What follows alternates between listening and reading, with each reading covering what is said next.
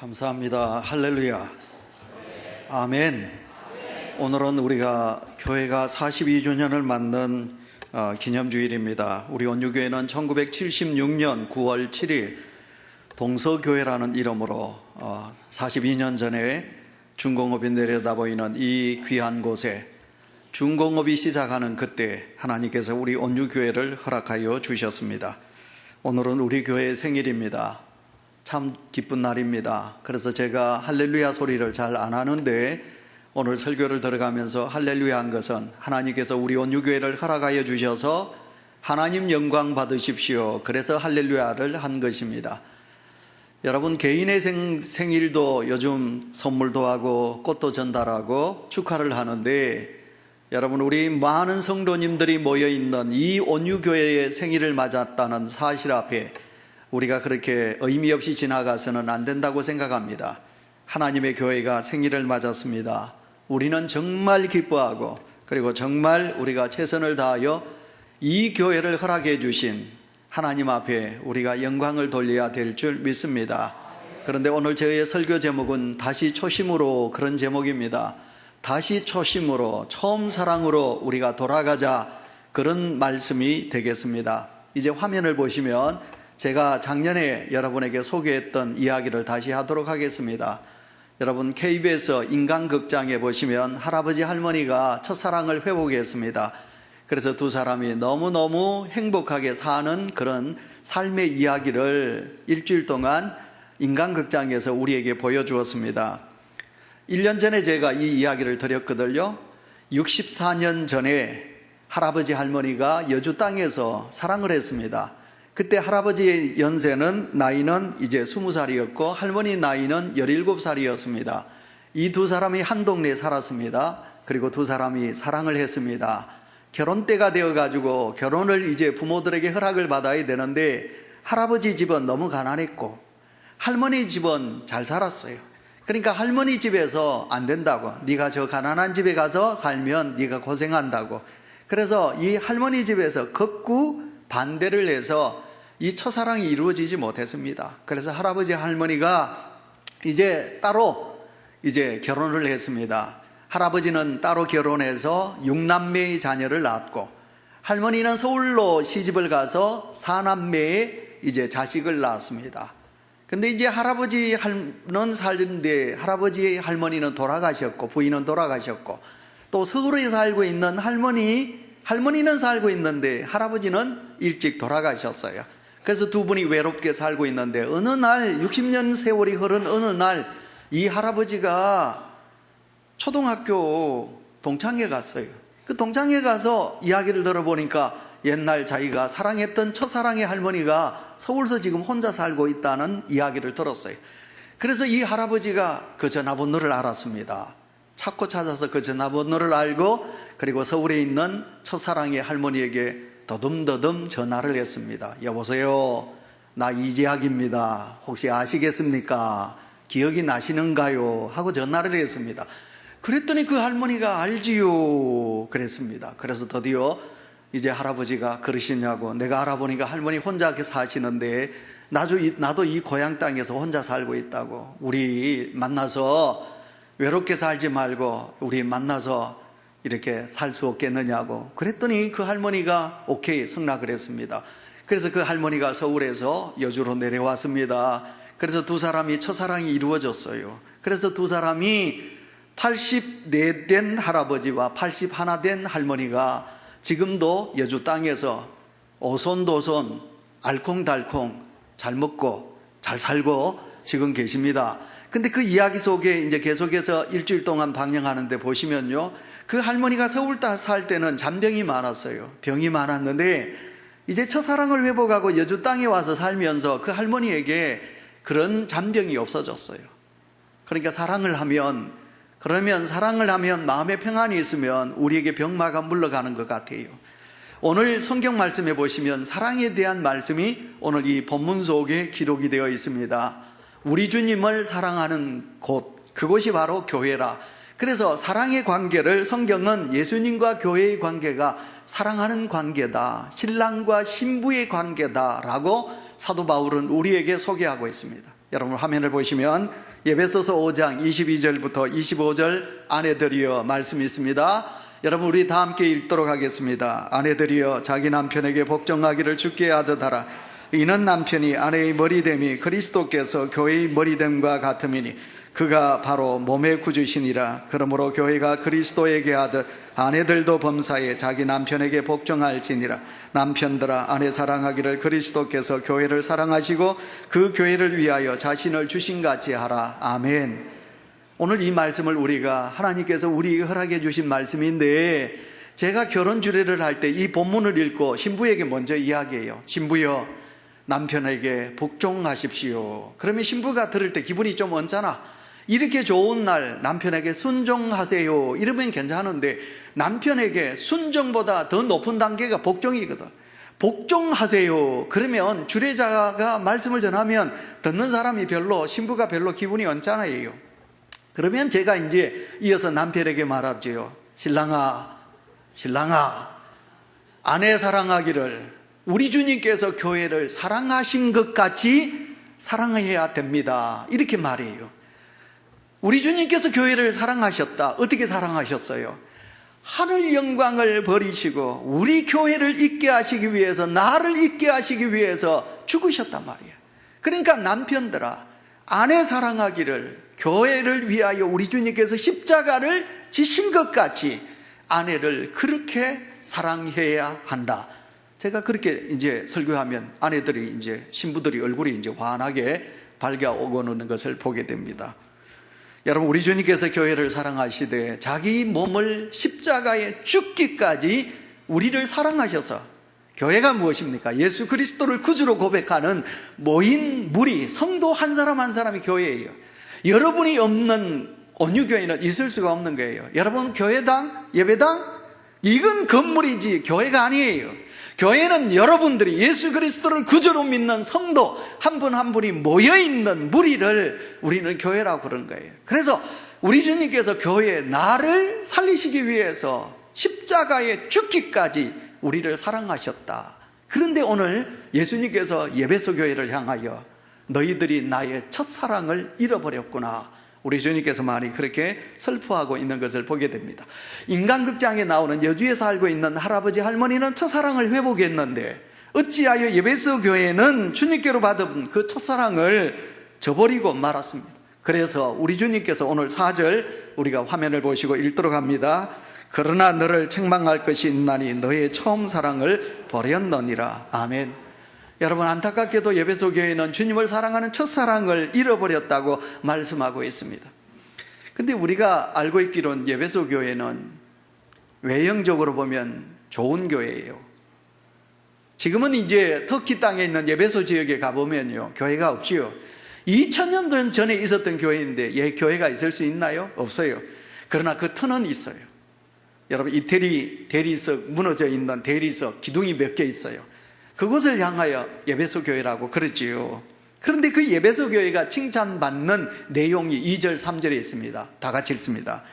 내가 내 행위와 수고와 내 인내를 알고 또 악한 자들을 용납하지 아니한 것과 자칭 사도라되 아닌 자들을 시험하여 그의 거짓된 것을 내가 드러낸 것과 또 내가 참고 내 이름을 위하여 견디고 게으르지 아니한 것을 아노라. 아멘.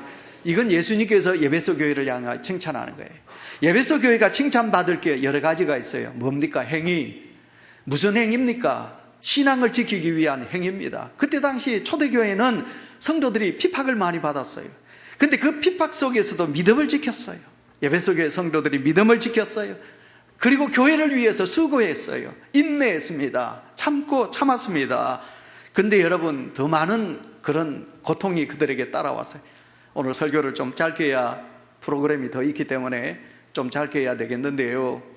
여러분은 에베소 교회가 견디는 수고와 인내가 무엇이냐 하면 그들이 겪고 있는, 우리가 6절 말씀에 보시면 니골라당이라 이렇게 말하고 있는데, 쉽게 말하면 이 에베소 교회에 이단이 들어왔어요.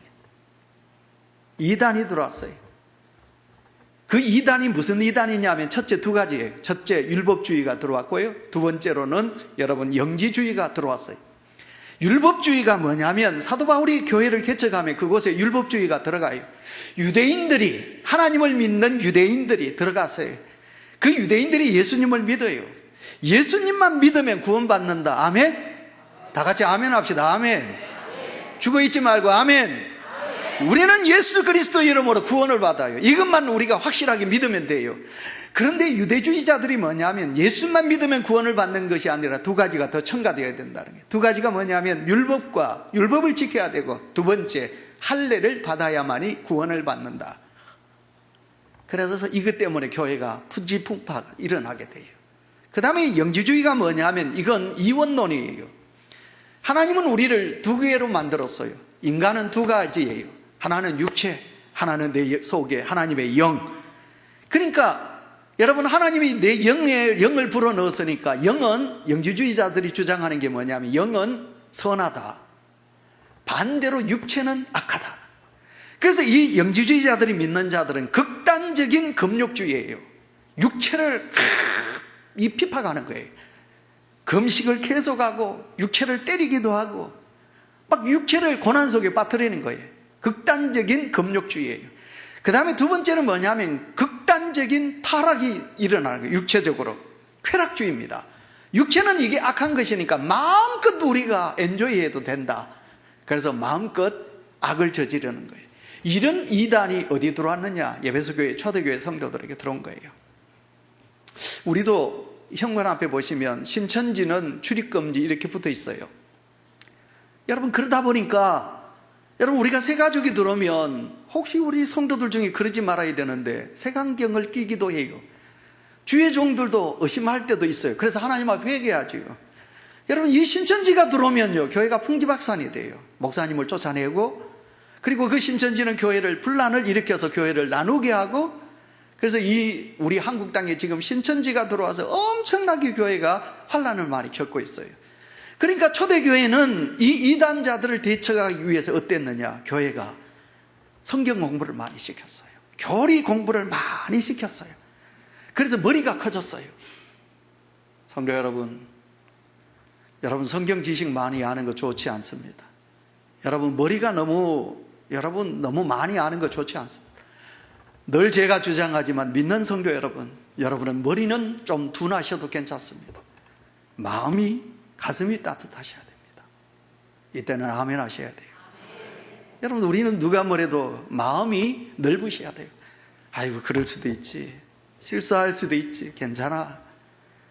근데 이 에베소 교회가 교리 공부와 이 지식 공부를 많이 하다 보니까 머리는 커졌는데 가슴이 차갑다. 그래서 주님의 사랑을 떠나버리게 된 거예요. 그래서 우리 주님께서 에베소 교회를 향하여서 너희들이 나를 사랑하는 첫사랑이 식어버렸다. 오늘 이 자리에 나오신 온유교회 사랑하는 성도 여러분, 42주년을 맞는 우리 성도 여러분, 혹시 여러분 신앙에 근성이 없나요? 주일이 다가왔는데 또 주일이가, 오늘도 교회 가서 하루 종일 죽어야 하나? 아이고, 왜 너무 주일이 이렇게 빨리, 교회 일요일, 주일이라는 성도도 별로 없어요. 왜 일요일이 이렇게 빨리 돌아오나? 오늘도 이 교회 가가지고 내가 죽어야 되네. 이런 분 이 자리에 계시나요? 여러분, 그런 성도가 이 자리에 계시나요? 그런 믿음으로 이 시간 주님 앞에 예배를 드리시나요? 그렇다면 우리는 주님의 첫사랑을 잃은 거예요. 교회 건물이 중요한 게 아니에요. 중요한 것은 그 건물 속에 예수 그리스도의 구주로 고백하는 성도들의 믿음의 아름다운 신앙의 고백이에요. 주님만 생각하면, 내 주님만 생각하면, 하늘 영광 버리시고 이 땅에 오셔서 십자가를 지신 그 주님의 은혜를 생각하면, 나같이 죄 많은 인생, 나같이 부족한 죄인을 구속하시고 살리시기 위하여 하늘을 버리시고 이 땅에 오신 주여, 그리고 나를 살리시기 위하여 십자가를 지신 그 주님의 은혜를 생각하면 우리는 감격해야 돼요. 예배가 형식적인 예배가 되어서는 아니 되는 거예요. 그래서 우리는 살아있는 예배를 우리가 하나님 앞에 드려야 되는 거예요. 오늘 저는 다시 초심으로, 처음 신앙으로 돌아가자, 그런 뜻이지요. 여러분, 그래서 제가 두 가지 말씀을 준비를 했습니다. 크게 어떻게 하면 우리가 다시 초심으로 처음 사랑을 회복할 수 있을까? 첫째입니다. 여러분 5절 말씀을 우리 다 같이 읽겠습니다. 그러므로 어디서 떨어졌는지를 생각하고 회개하여 처음 행위를 가지라. 다시 읽습니다. 시작. 그러므로 어디서 떨어졌는지를 생각하고 회개하여 처음 행위를 가지라. 아멘. 여러분 세 가지입니다. 첫째, 생각하라는 것이에요. 근데 이게 원성경에는 뭐라고 그랬느냐 하면 기억하라, remember, 기억하라고 그렇게 성경은 말하고 있어요. 그러니까 예수 그리스도를 믿는 성도는 망각, 잊어버리면 안 되는 거예요. 무엇을 잊어버리면 안 되느냐? 우리 예수님의 사랑을 잊어버리면 안 되는 거예요. 나를 구원해 주신 그 은혜를 잊어버리면 안 되는 거예요. 자식이 부모의 은혜를 잊어버리면 안 되듯이 우리가 생각하고 기억해야 되는 거예요. 80에 은퇴하신 목사님께서 고백하는 거지요. 목사님께서 이렇게 말합니다. 내가 80이 넘어가니 내 이름도 어떨 때는 잊을 때가 있고 내 생일이 언제인지 기억이 안 나지. 그러나 나는 잊지 못할 두 가지가 있어. 하나는 내가 죄인인 것을 잊지 못하고, 그 다음에 하나는 이 죄인을 하나님이 구원해 주신 것을 나는 잊지 못한다네. 그 은퇴 목사님의 고백이듯이 오늘도 우리가 잊지 말아야 될 것은 두 가지예요. 내가 나 같은 죄인, 나같이 인색하고 나같이 속 좁고 나같이 이해 없는 죄인을 주님께서 사랑하시고 나를 구원해 주신 이 은혜는 우리가 잊지 말아야 돼요. 그래서 우리가 첫 번째, 우리가 생각하면, 기억하면 우리가 처음 사랑을 돌아갈 수 있는 거예요. 그 다음에 두 번째, 회개하는 것이에요. 첫사랑을 내가 기억해야 되는데 기억해보니 하나님의 은혜가 큰데, 근데 지금 내가 껍데기 신앙이야. 껍데기 신앙이야. 교회를 할 때 늘 불평이 많고 주님 앞에 찬양해도 속이 썰어. 왜 예배 드릴 때 여러분 휴대폰을 보시나요? 왜 찬송을 해야 될 성도의 입술이 닫아 있나요? 왜 하나님 앞에 기도할 때 여러분 두 손을 좀 모으고 경건하게 못 하시나요? 껍데기 신앙. 죄송하지만 껍데기 신앙이에요. 너무 우리 많은 성도님들이 형식적인 예배를 우리가 드리게. 그러면 내가 깨달으면 두 손 들고 주여 회개합니다. 천부의 어지 없어서 손 들고 왔습니다. 회개합니다. 회개가 있어야 되는데 마귀는 속삭여요. 야, 네 지금 회개하지 않아도 다음에 하면 돼. 아직 너는 시간이 많아. 네 나이 40 아니냐, 50 아니냐, 60 아니냐. 아직 살 날이 많이 남아서 그때 회개도 돼. 그래서 우리를 회개치 못하게 마귀는 역사하는 거예요. 그래서 우리가 기억하고 우리가 하나님 앞에 회개하면 되는 거예요. 그리고 세 번째, 여러분 우리는 처음 사랑, 초심으로 다시 돌아가는 것이지요. 여러분 사도행전 19장 20절 다 같이 읽습니다. 이와 같이 주의 말씀 힘이 있어 흥왕하여 세력을 얻었느니라. 아멘. 이것은 사도 바울이 에베소 교회를 칭찬하는 거예요. 에베소 교회에 여러분 사도 바울 두라노 서원에서 2년 동안 그곳에서 에베소 교회 성도들에게 가르쳤어요. 그래서 에베소 교회는 흥왕했어요. 말씀이 살아있었고 은혜가 충만했고 성령이 충만한, 사랑이 충만한 교회였어요. 근데 사도 바울이 그 에베소 교회를 떠나가자 에베소 교회는 식어지기 시작했어요. 하나님의 말씀이 없어지고 은혜가 식어져 가고 사랑이 식어져 가고 그렇게 됐어요. 그래서 처음 사랑을 잃어버리게 된 거예요. 처음 사랑을 회복하지 아니하면 무서운 말씀입니다. 5절 하반절 다 같이 읽습니다. 만일 그리하지 아니하고 회개하지 않으면 내가 내게 가서 내 촛대를 그 자리에서 옮기리라. 아멘. 주님의 경고의 말씀입니다. 여러분 좀 우리가 무섭게 들어주십시다. 두려운 마음으로 이 시간 하나님의 말씀을 들으십시다. 우리 주님께서 명하십니다. 에베소 교회 성도들아, 너희들이 처음 사랑을 회복하지 아니하면 너희들의 촛대를 옮겨버리리라. 촛대가 뭐냐? 여러분 요한계시록에서 촛대, 계시록 1장 20절에서 7 촛대는 7 교회니라 그렇게 말씀하고 있어요. 오늘도 우리 장로님이 기도하실 때 7 촛대 이야기를 하셨어요. 여러분 1절 말씀을 보시면 오른손에 있는 7뼈를 붙잡고 7 금촛대 사이를 거니시는 이 누굽니까? 주님이시죠. 우리 주님이 촛대를 옮겨버린다고 쉽게 여러분 이야기할까요? 유럽에 여행하지요. 우리 성희가 지금 유럽에 혼자 지금 그 가방 멜로 메고 여행하고 있어요. 지금 노르웨이에 있다고 그러죠. 스웨덴에 있다고 그러는데 여러분 그 곳에 가보면요 교회 건물은 있어요. 그러나 교회는 없어요. 하나님께서 그 유럽 지역에 있는 그 촛대를 어디로? 대한민국으로 옮겨버렸어요. 대한민국으로 옮겨버렸어요. 그래서 유럽 지역에는 교회는 예배당은 있어도 교인은 없어요. 교회는 없어요. 다시 말하면 교회 문을 닫게 해버리겠다. 하나님께서 그렇게 말씀하고 있는 거예요. 부부도 사랑이 있어야 하잖아요. 근데 부부가 사랑이 식어지면 각방을 써요. 각방을 쓰다가 그것도 멀어지면 도장 찍는 거예요. 여러분, 우리가 주님과의 사랑이 깊어져야 되는데, 그래서 여러분, 제가 사랑 이야기를, 첫사랑 이야기를 처음 먼저 서두에 했습니다. 여러분, 오늘도 교회와 예수님은 부부관계, 사랑의 관계라고 그랬어요. 사랑이 없으면 고린도전서 13장 1절부터 3절 다 같이, 내가 사람의 방언과 천사의 말을 할지라도 사랑이 없으면 소리나는 구리와 울리는 꽹과리가 되고, 또 산을 옮길 만한 모든 믿음이 있을지라도 사랑이 없으면 내가 아무것도 아니요, 또 내 몸을 불사르게 내어줄지라도 사랑이 없으면 내게 아무 유익이 없느니라. 아멘. 주님을 사랑하는 마음이 성도에게 없으면 아무것도 아니라는 거예요. 소리만 나는 거예요. 꽹과리같이 소리만 나는 거예요. 사랑이 없으면 아무것도 아니라고 말씀하고 있습니다. 그래서 우리가 첫사랑을 회복해야 될 줄 믿습니다. 믿음의 주님을 향한 뜨거운 사랑이 회복되는 역사가 우리 성도들에게 넘쳐나시기를 축원합니다. 그러면 우리가 첫사랑을 회복하면 우리 주님께서 우리에게 주신 복이 7절에 있습니다. 7절 말씀해 보시면, 귀 있는 자는 성령이 교회들에게 하시는 말씀을 들을지어다. 이기는 그에게는 내가 하나님의 낙원에 있는 생명나무의 열매를 주어 먹게 하리라. 아멘. 우리를 천국으로 인도하신대요. 낙원으로. 중삼청에 있는 성도, 젊은 성도들은 뭐 천국 그러면 그 죽어봐야 알겠지, 이렇게 생각하는 성도도 있을런지 모르겠습니다. 그러나 예수님을 믿는 성도에게 있어서 가장 최후의 보루는, 우리의 최종의 목적은 천국이지 다른 게 아니에요. 여러분, 우리의 소망은, 복은 천국이에요. 근데 만약 우리가 천국 문 앞에서 주님이 날 모른다고 하면 우리가 어떻게 되나요? 그래서 우리가 첫사랑을 회복하면 하나님께서 우리에게 주시는 축복은 천국이에요. 그 천국에서 영원한 생명의 열매를 먹게 하시겠다고 말씀하고 있어요. 이제 큰 두 번째. 자, 그러면 다시 초심으로 우리가 돌아가야 되는데, 감격, 감사, 열심의 회복이 우리 속에 있어야 되겠지요. 자, 그러면 우리가 사랑을 회복하는 데 있어서 첫째, 우리가 무엇을 회복하느냐?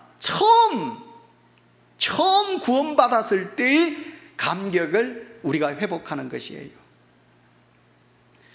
오늘 1부 예배 때만 이야기하려다가 제가 2부 때도 하는데, 제가 오늘 이 설교를 준비하다가 제가 씩 웃었어요.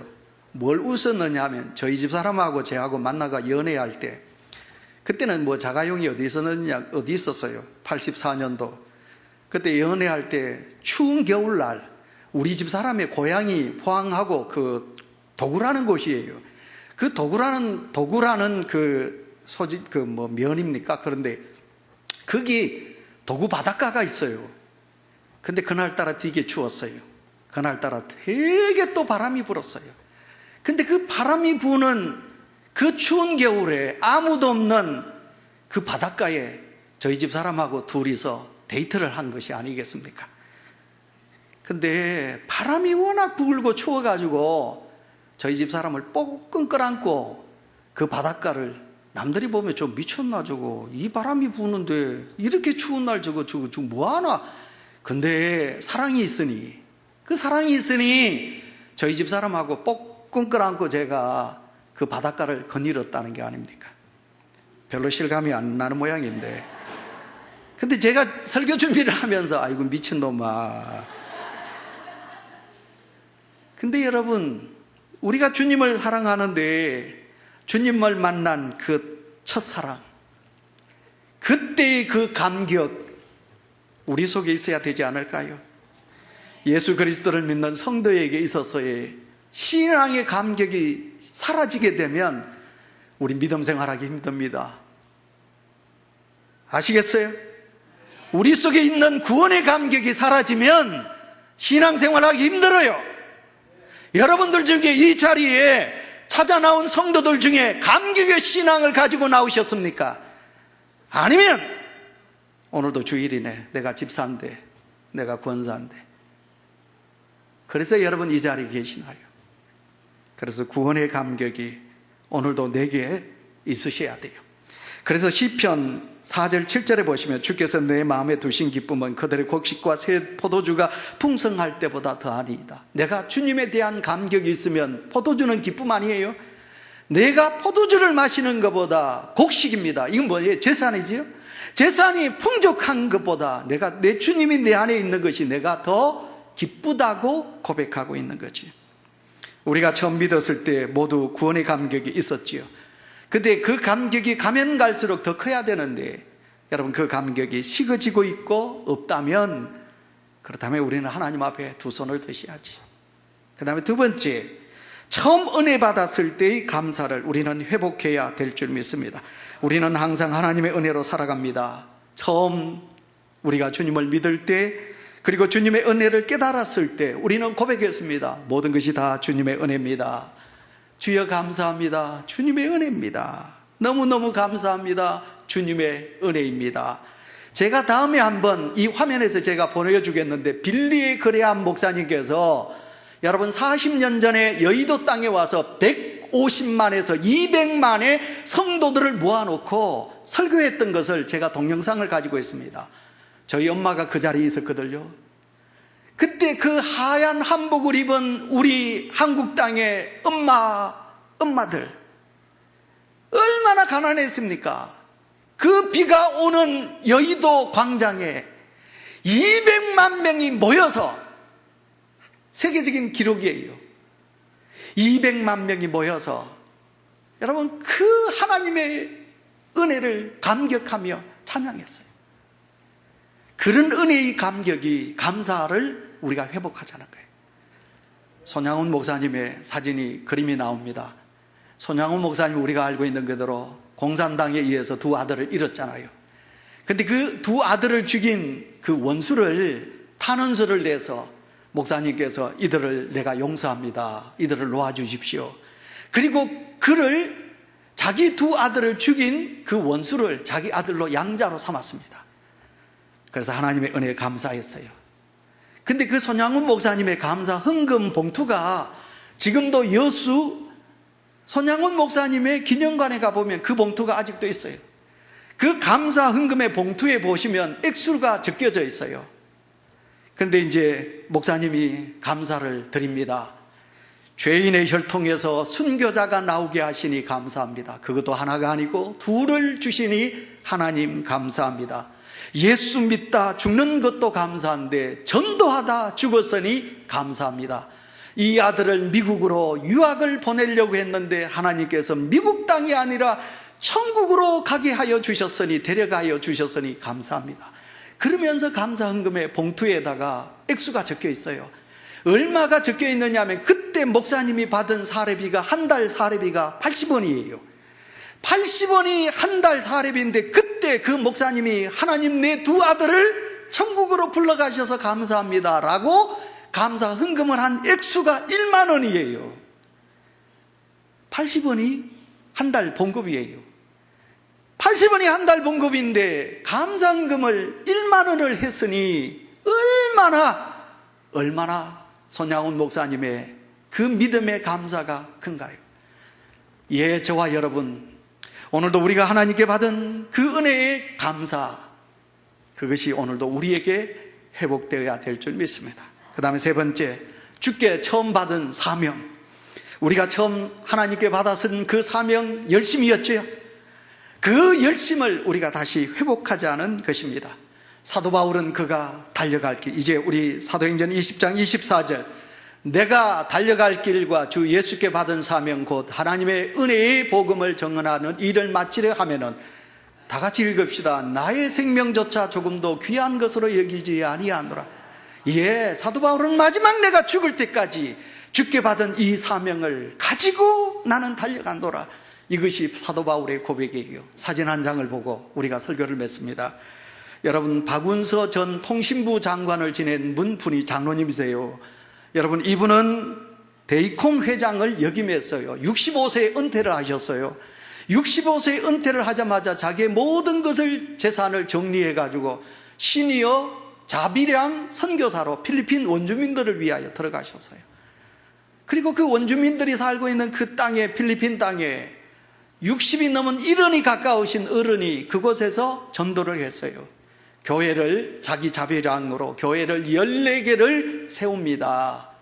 그곳은 너무 험한 땅이었기 때문에 트럭이 아니고는 갈 수가 없어요. 교회를 세우고 전도하기 위하여 트럭을 타고 가시다가 비 오는 날 미끄러져서 절벽에 떨어져서 트럭이 박살이 나요.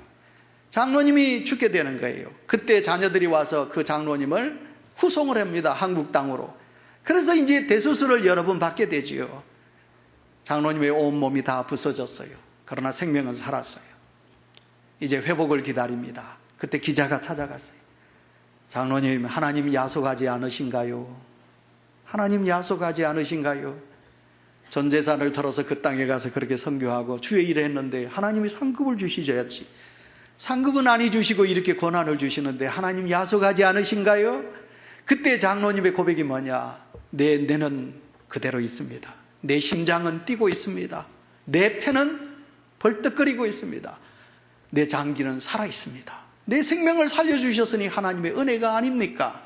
그러니 기자가 다시 물어요. 그러면 장로님, 그러면 몸이 회복되시면 다시 전도 선교사로 가시겠습니까? 예, 내가 재활훈련을 열심히 하겠습니다.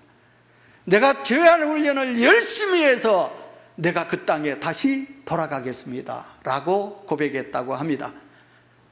여러분, 우리 원래 생일이 42입니다. 제가 37에 전에 교회 담임 목사로 갔고 우리 온유교회 온 지가 47, 한국 나이로 47, 그리고 만 46세 제가 이곳에 왔습니다. 42 그러면 이제 한창 일할 나이가 아닌가요? 우리 송명익 집사님 42 정도 됐지요? 우리 교회가 42이에요. 이제 한창 주의 일을 할 때가 지금 아닌가요? 근데 여러분 지금 어떠신가요? 기도하겠습니다.